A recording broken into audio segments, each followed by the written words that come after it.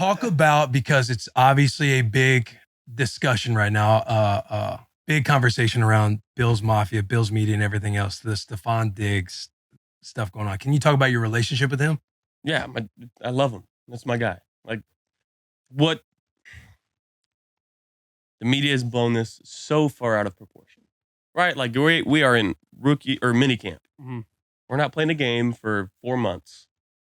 He doesn't show up one day. He's still there. Coach asked him to go home. We were in talks and discussions of trying to resolve some things, and it wasn't anything major. And media just blew it up. And they're still talking about it. She's like, let it go. Let it go. There's no reason to continue talking about it. He was on the field with us the next day. It was not a big deal.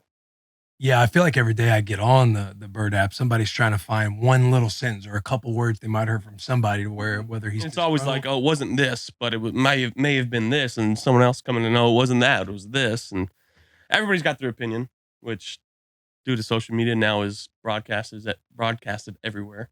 Yeah, and I see this guy on Twitter. He's talking about how he was an All-Pro one time, and he would have made all these plays. Will Compton. Oh, that was it. You. Anyways. Brother, you just did I say anything about us? I did like your tweet last night. It was trash day is upon us. Yeah. Trash day tomorrow. Yes, and I did Have forget. a good sleep. You did forget? I texted the nanny. I said, hey, so.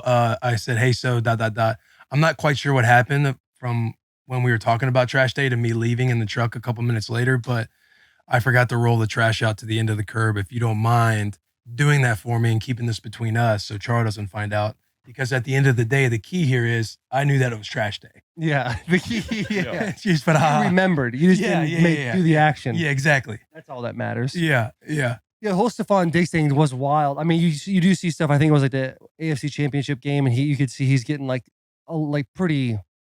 He's yelling at you. He's being dramatic. You're sitting there looking at the tablet, ripping through whatever. Looks like he's being real theatrical about it. But if I go back to week 2, Monday Night Football, when we were playing y'all, like once I got hurt, I'm in the locker room watching the game. The chemistry of your team looks like you guys just have so much fun. It literally looks like high school football.